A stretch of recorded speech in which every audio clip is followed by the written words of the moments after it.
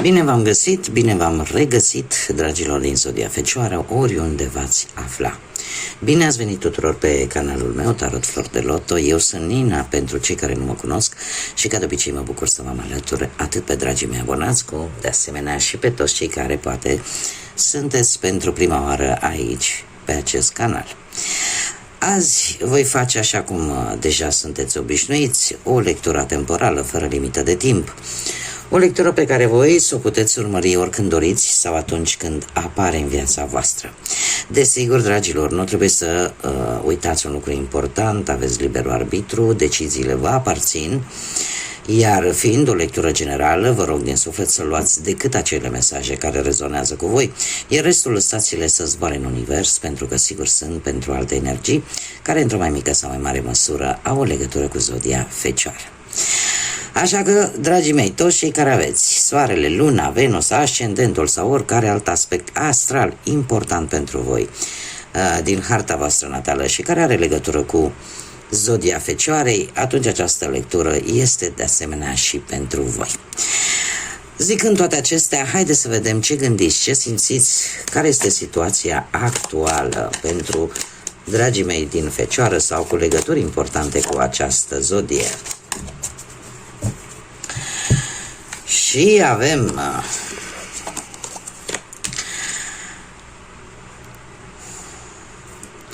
se pare că sunteți asaltați de tot felul de plângeri, de tot felul de discuții care vă cam obosesc. Sunteți într-o stare, aș zice, de totuși încă de optimism. Încă de optimism și încă de acel gând că mâine va fi mai bine, că mâine va fi o altă zi. Și toate aceste, poate, nemulțumiri care vin din diferite locuri și din diferite aspecte ale vieții, că e pe plan profesional, că e pe plan sentimental, cumva gândiți că și mâine e o zi și cumva la un moment dat trebuie să se termine. Încercați să acționați cu destul de multă înțelepciune, fără să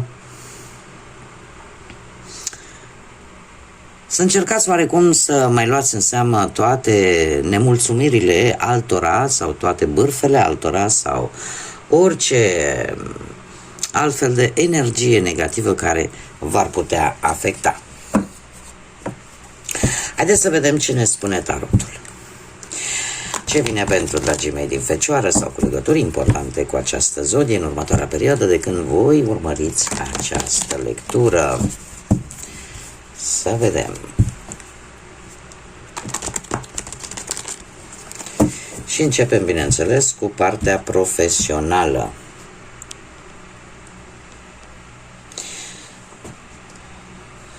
Partea profesională pentru dragii mei din Fecioară. Și avem așa: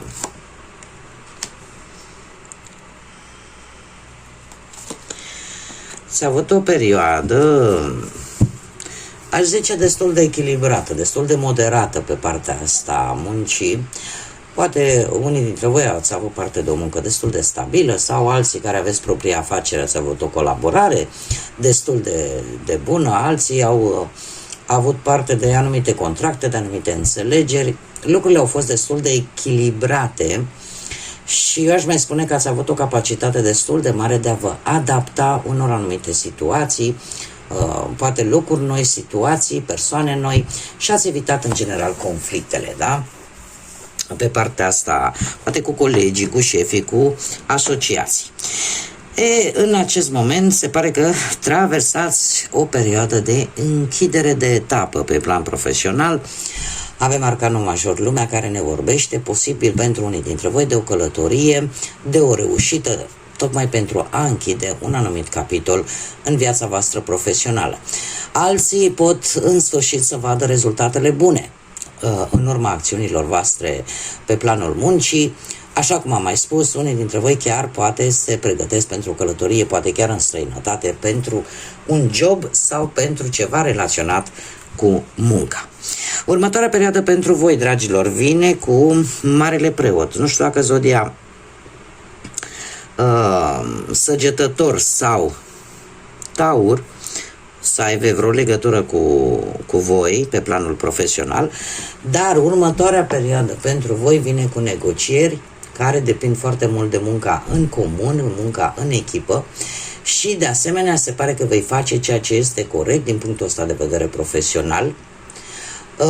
Alții vor reuși poate cu ajutorul unei energii destul de înțelepte, că e profesor, că e vreun șef mai mare, că este cineva care de obicei dă sfaturi bune și care vă poate ajuta să găsiți cea mai bună soluție vis-a-vis de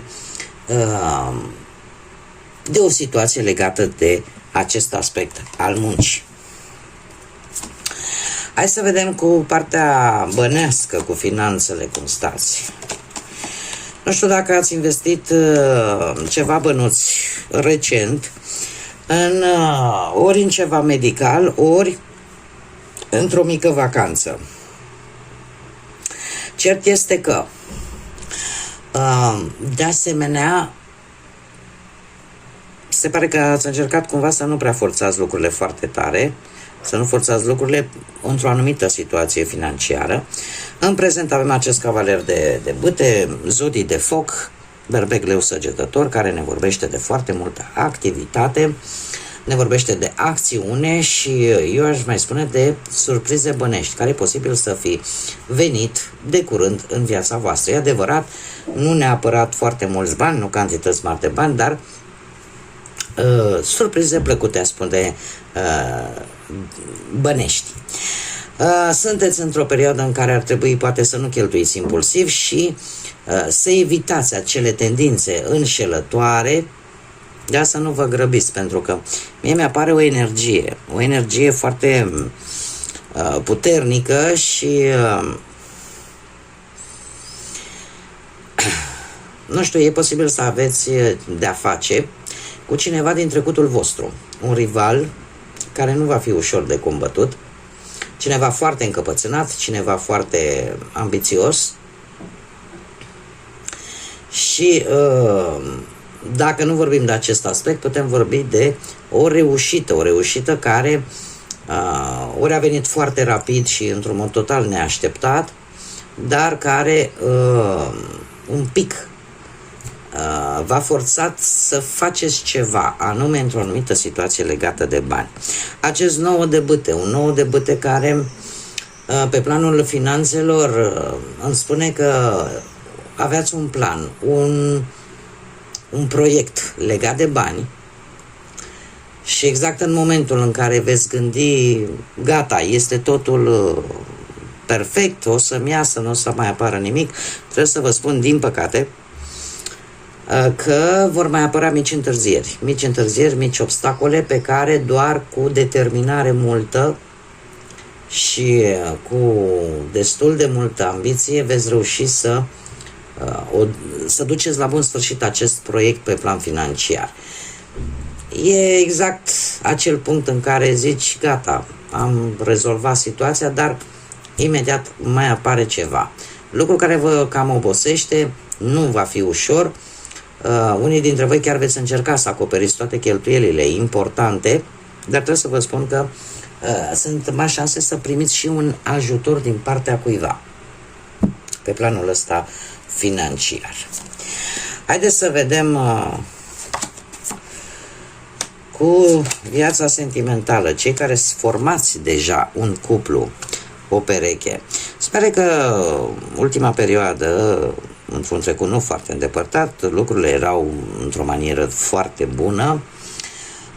Ați avut, poate chiar ați celebrat cu vreo căsătorie sau ați trecut peste anumite dificultăți, chiar dacă poate perechea voastră are un caracter destul de puternic, dar totuși cumva se simțea dragostea în aer, așa. Deci a fost o perioadă destul de faină, destul de frumoasă. Prezentul, în schimb, vine cu spânzuratul. Vine cu spânzuratul care îmi vorbește de un mic blocaj pe care unii îl traversați în perechea voastră. De ce? Pentru că e posibil ca relația să fie, cel puțin în acest moment, să aibă parte de un blocaj, să fie un pic ambiguă. De ce? Parcă acum e bine, iar nu e bine. Cumva e posibil ca unul dintre voi să se sacrifice un pic mai mult, să-și sacrifice propria voință pentru ca lucrurile să decurgă bine. Ceea ce nu știu eu cât de bine este. Următoarea perioadă pentru voi vine totuși cu un 6 de bâte. Un 6 de bâte care mie îmi spune că este o perioadă temporară. Poate să fie cauza acestui mic blocaj care apare în relația voastră, să fie din cauza unor anumiți factori, dar este ceva temporar. De ce spun acest lucru? Pentru că următoarea perioadă pentru voi, dragilor, vine cu îmbunătățire în relația voastră. Pentru cei care nu au celebrat nunta, căsătoria, sunt mai șanse să o facă în perioada imediat următoare. Cert este că veți reuși să vă focusați mai mult pe voi și pe relația voastră, în așa fel încât să apară îmbunătățiri la nivelul relației. Cei care sunteți singuri, în urma poate a văduviei sau a faptului că ați divorțat sau că sunteți separați, dragilor, voi ați traversat un moment de foarte mare reflexionare, de foarte mare gândire profundă cu acest 6 de cupe. Există ceva în trecutul vostru sentimental care parcă încă vă urmărește. Nu știu, e o reîntoarcere în trecut, o reîntoarcere în locuri din trecut, cu persoane din trecut. E posibil ca unii dintre voi să fi rămas un pic blocați într-un aspect sentimental din trecutul vostru. De ce? Pentru că de asemenea apare posibilitatea să fie apărut vreun fost sau vreo fostă care să vă aducă așa într-o stare de nostalgie. În prezent se pare că, nu știu dacă Zodia Leu vă spune ceva, dar avem forța care ne vorbește totuși de o revenire din acest trecut. E ca și cum mai spune, știi, puterea gândului e mult mai puternică. Este un pleonaz ce am făcut acum, dar v-ați gândit, v-ați dat seama că unele aspecte din viața voastră sentimentală nu se pot rezolva numai cu acțiuni fizice, ci ele se pot rezolva cu convingere, cu comunicare, cu putere de convingere. Și se pare că în acest moment sunteți foarte pregătiți să căutați, să găsiți acea persoană care să vă împlinească și să vă facă cumva, poate să ieșiți din această capcană a trecutului. Perioada imediat următoare pentru voi vine totuși cu un 5 de monede. Un 5 de monede care, trebuie să vă spun, voi veți pune ochii pe cineva care, posibil, și vom vedea imediat, ca să nu zic tâmpenii, da, posibil să nu vă corespundă, adică voi să fiți acolo, să puneți suflet, să puneți tot ce trebuie și să vă cam facă să pierdeți timpul. Lucrul ăsta nu o să vă pice bine. De ce? Pentru că acest 10 de bâte vine cu un avertisment.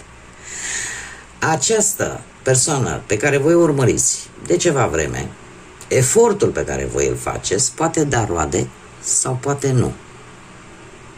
Și trebuie să vă asumați acest lucru. Și să vedeți dacă într-adevăr se merită să pierdeți timpul sau să fie un timp pe care voi să-l considerați câștigat pentru voi, pentru cineva. pentru că o să vă sfârie așa un pic călcâile după cineva. Și apare, așa cum bine v-am spus, apare totuși acest avertisment, cărțile mi-l transmit, că totuși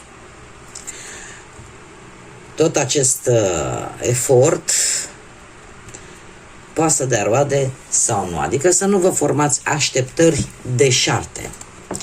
Haideți să vedem ce ne spune ce ne spun fazele lunare. Un mesaj pentru dragii mei din Fecioară în următoarea perioadă.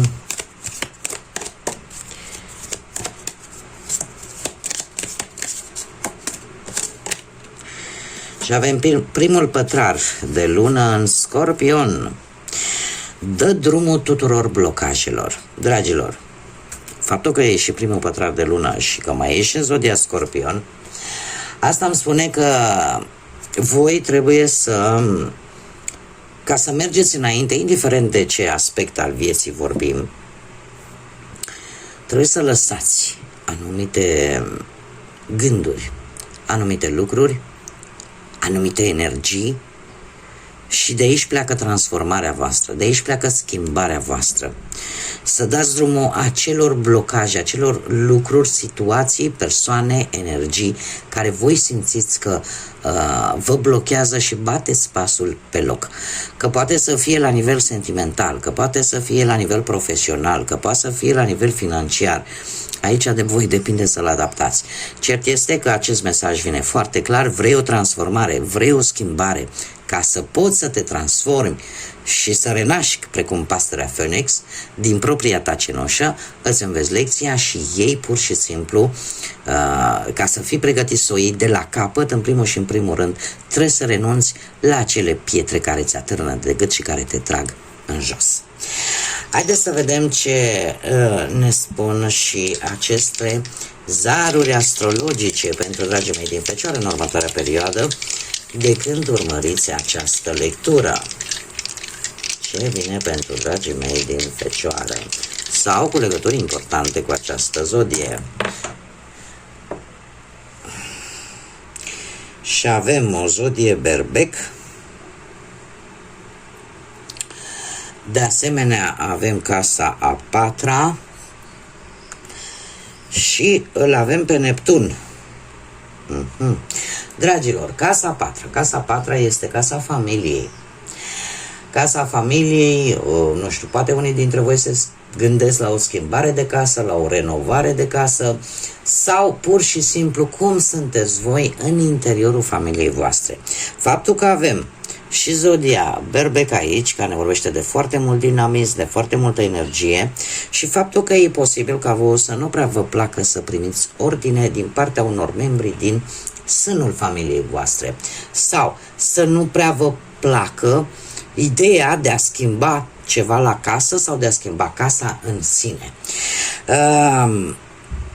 Faptul că l-avem pe Neptun este destul de intrigant. De ce? Pentru că Neptun ne vorbește de iluzii, de vise, dar foarte mult ne vorbește de o lume utopică, o lume ușor ireală. Este foarte indicat în această perioadă să încercați să nu luați decizii importante în ceea ce privește casa, în ceea ce privește relațiile cu familia voastră. Această planetă cu acest îndemn vine.